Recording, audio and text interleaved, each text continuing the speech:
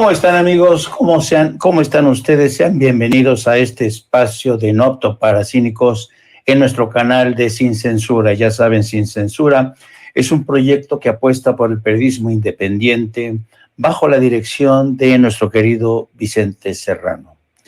Hoy es miércoles 26 de abril y en este día quisiera hablarles sobre todo de esta atmósfera enrarecida que ha traído consigo esta tormenta de desinformaciones, de desinformaciones maliciosas que tienen que ver con la salud, el estado de salud del presidente de la República, Andrés Manuel López Obrador. Pero ¿por qué digo desinformación malintencionada? Porque evidentemente de lo que estamos hablando aquí no es de vacíos informativos que sean reemplazados por informaciones poco contrastadas o medias verdades. No, de lo que hablo aquí es de desinformación maliciosa que está siendo inyectada sobre todo a través de las redes sociales, pero también a través de medios corporativos y convencionales que insisten en presentar la figura de un jefe del Ejecutivo débil, casi con un pie en la tumba. Muchos exigen incluso que el presidente presente un video actualizado para transmitir tranquilidad al pueblo de México. Y digo yo, ¿por qué este afán de estos medios de comunicación corporativos y de algunas granjas que evidentemente son financiadas por la oposición o poderosos intereses creados?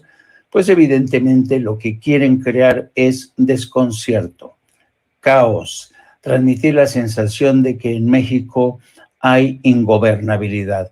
Y esta es una campaña que se identifica fácilmente porque no es la primera vez que lo vemos a través de las redes sociales y los medios convencionales que publican información falsa o torticera, es decir, torcida, a propósito.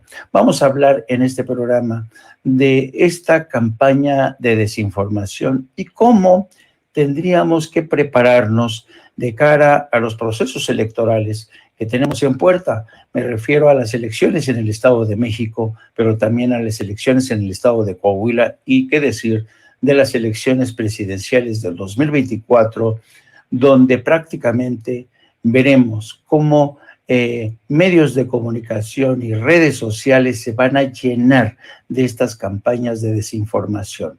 Pero arranquemos precisamente con esta preocupación que hoy mismo volvía a referirse el secretario de Gobernación en la mañanera, cuando Manuel Pedrero, de Reporteros MX, le insistió sobre esta campaña de desinformación que se ha disparado, se ha desatado desde distintos frentes. Vamos a ver cómo Manuel Pedrero le pregunta al secretario de Gobernación, ¿quién insiste que esta campaña solo revela o solo deja al descubierto a quienes tienen el alma podrida? Escuchemos. Correcto. Y para finalizar, secretario de Gobernación, en estos últimos días, honestamente, hemos visto tal vez posiblemente uno de los peores episodios de los medios de comunicación en mucho tiempo. Honestamente vergonzoso y aborrecible con las especulaciones, las inferencias que se han hecho a través de diferentes medios de comunicación, principalmente los corporativos, muchos de ellos vinculados desgraciadamente a negocios de iniciativa privada ajenos al periodismo y a la comunicación, como las farmacéuticas, como las cárceles. Y en estas últimas 72 horas sí me gustaría saber cuál ha sido o cómo calificaría su experiencia en esta interlocución con los medios, a pesar, nada más ayer, que 3 personas del círculo íntimo y de la máxima confianza del presidente López Obrador han asegurado que se encuentra bien y que se encuentra estable. El secretario Alcocer, su esposa Beatriz Gutiérrez en Villahermosa el día de ayer y desde luego usted. ¿Cómo calificaría usted estas últimas 72 horas ahora en esta interlocución de conferencias matutinas con el tratamiento que los medios de comunicación hacen en torno a la salud del presidente López Obrador. Gracias. Bueno, hemos sostenido aquí en este espacio que es lamentable, por decirlo de manera elegante, el actuar de los medios de comunicación o de algunos de los medios de comunicación, desde luego, pues están ligados a intereses políticos y económicos que han visto cómo se pierden los privilegios de los que abusaron durante décadas. Eso ya se terminó, es una nueva relación con los medios de comunicación y es una política pública de comunicación de manera directa con los ciudadanos. Yo puntualizaría que más allá de lo que usted señala, de que 3 personajes del círculo íntimo del presidente, yo le diría que cuando menos 2 de ellos, pues tenemos una obligación legal y constitucional, y el secretario de Salud y un servidor estamos obligados a hablar con la verdad y a decirle a los mexicanos cuál es verdaderamente el estado de salud del presidente. Él informó desde el mismo domingo que había sido positivo, que resultó contagiado de COVID y que iniciaba una etapa de aislamiento, y es lamentable, como lo dije ayer, pues todos esos que tienen el alma podrida. Es fascinante realmente. Fíjense ustedes, tenemos una noticia que ha estado dando coletazos desde el pasado fin de semana, cuando el propio presidente puso a través de su cuenta de Twitter que se había contagiado por 3ª vez de COVID, pero que el corazón estaba bien.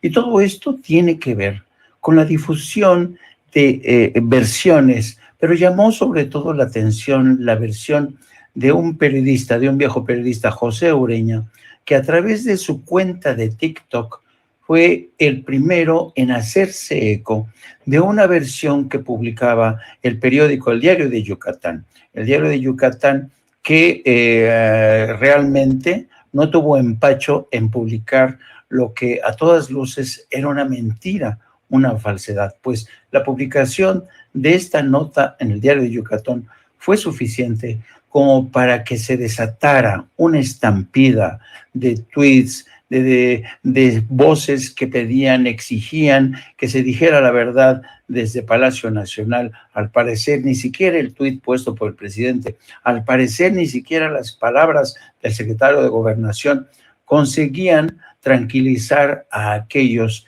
que poco les valía esta notificación oficial, porque lo que querían en verdad es generar desconcierto. Vamos a ver este TikTok de este periodista José Ureña, que se hizo eco precisamente de lo publicado por el Diario de Yucatán.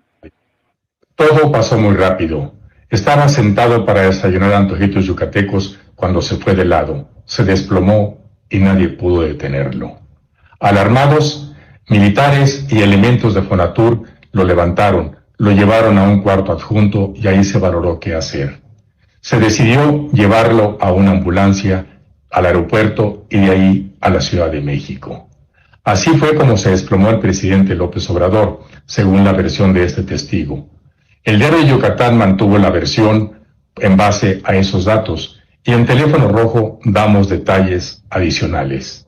Así que veámonos aquí, en Teléfono Rojo. Bueno, ahí tienen cómo este informador, haciéndose eco de una información falsa, no contrastada, marcaba la pauta de tweets. Se empezó una tormenta de tweets de personajes como Pedro Ferriz de Con, de personajes como Joaquín López Dóriga, unos y otros lanzando tweets, una tormenta de tweets haciéndose eco de esta versión de que el gobierno no estaba transmitiendo la verdad. Bueno, las cosas llegaron a tal punto que la esposa del presidente tuvo que salir al paso de este torrente, de esta campaña de desinformación. Vamos a escuchar a la esposa del presidente, Beatriz Müller, la mujer que convive todos los días con el presidente de la República, a referirse a este tema en este tono.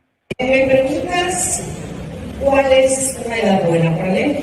Hace un rato comentábamos con los chavos. Y me gustaría contestar tu pregunta con una coyuntura. Últimamente hemos leído, hemos escuchado muchos rumores, chismes, argüentes personas que no saben mucho, pero tienen una vastísima imaginación y son capaces de mirar una realidad, transformarla, no necesariamente en un buen sentido, exagerar, amplificar, modificar, alterar. En la lingüística se dice deturbar los hechos, las palabras, los dichos. Y eso no está mal como ejercicio creativo para quienes informan cosas. Les quiero decir que la única y auténtica verdad es que nuestro presidente está muy bien. Eso es lo primero.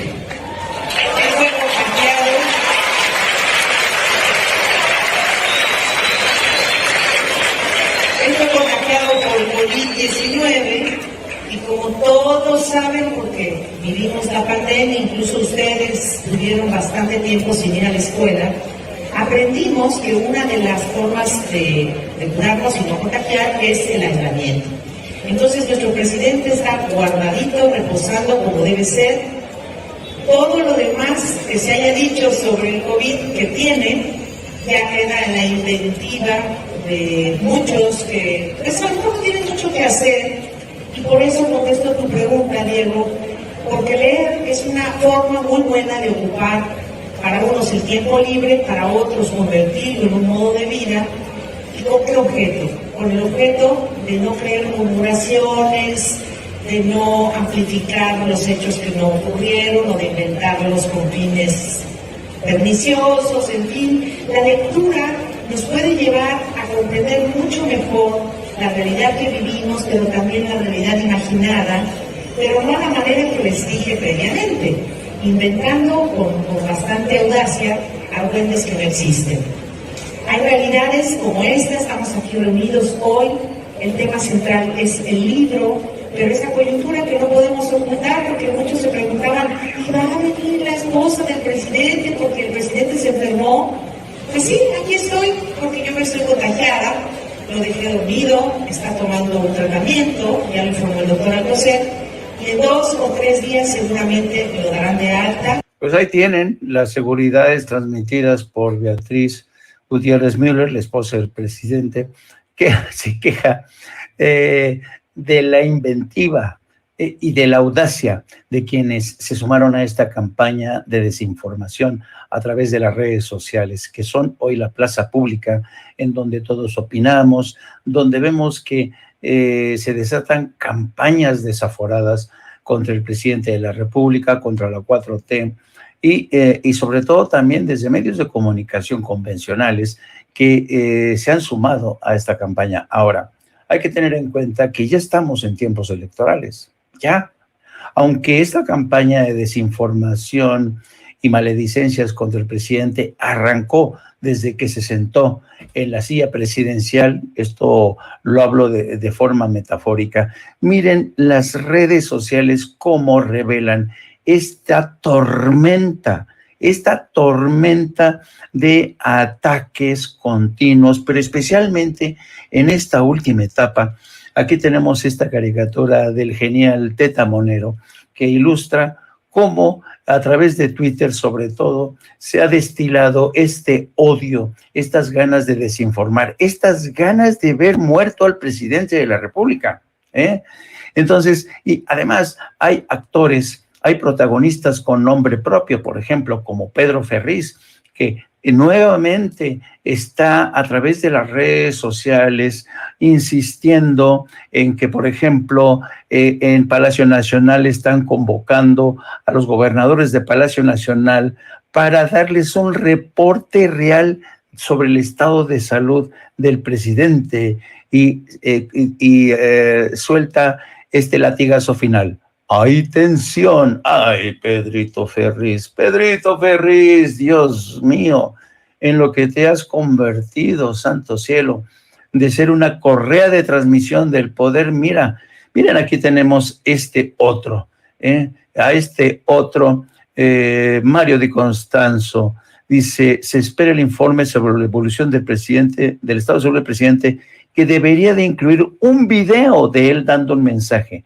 Vamos a ver qué sucede. O sea, Mario Di Constanzo no está satisfecho con la explicación ofrecida por el secretario de Gobernación, por la esposa del presidente, por el propio presidente. No, no, no. El señor de Constanzo quiere que el presidente, no importa que esté despeinado, no importa que tenga su pijama puesta, no, no, no. El señor quiere que salga en un video y hacer posible con el periódico del día, ¿no?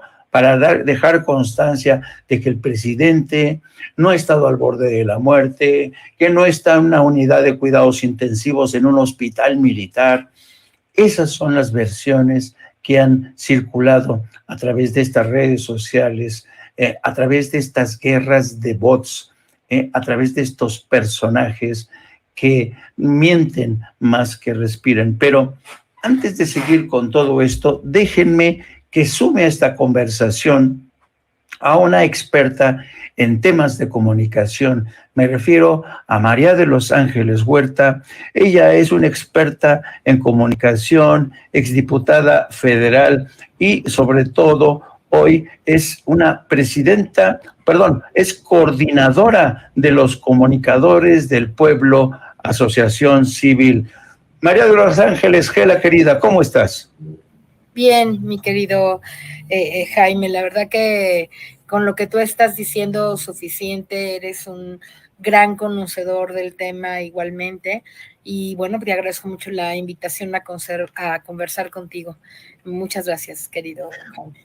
Oye, Gela, esto ya se veía venir desde hace rato, es decir, no es la primera vez que al presidente se le ataca de esta manera, y cuando justamente se agudizan este tipo de ataques, yo a veces tengo la impresión que desde el Estado mexicano, desde los medios de comunicación del Estado, no hay o una infraestructura o una política que salga al paso de estas tormentas de desinformaciones, porque un día tras otro parecen estos medios y sobre todo los partidos políticos de la oposición en presentarnos en realidades alternas, ¿no? Realidades alternas que se acomoden a sus deseos, a sus consignas y sobre todo a sus intereses. ¿Qué análisis extraes tú de lo que está ocurriendo? Bueno, lo que tú has dicho primero, muy importante como diagnóstico, creo yo, ¿no?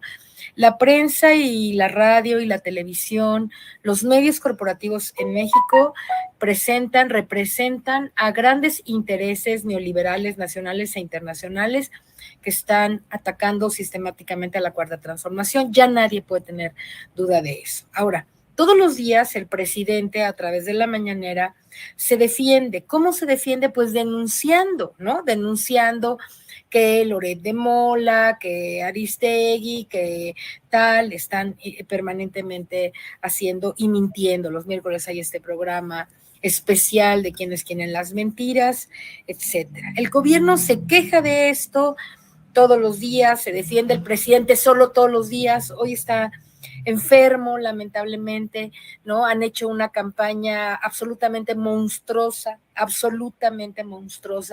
en contra de el presidente, ¿no? Desde enfermarlo, matarlo, ponerle un infarto, hacer toda la locura que tienen ya estas personas, que no es nada más, como lo dijo el secretario de Gobernación, un tema de corrupción mental, ¿no? Es un tema de una estrategia de medios. Ahí está el periodista priista José Ureña, a quien yo conocí y sé de dónde viene, como sabemos todos de dónde viene esa mafia que estaba del periodismo de antes y de ahora también, una buena parte que está apoyando a la mafia que quiere regresar al poder. Ahora, es claro que el gobierno se queja, decía, pero pues no hace mucho más, no se ve un avance notable que realmente ayude a fortalecer a los medios públicos o hacer una política de comunicación que sea más útil, más allá de la mañanera.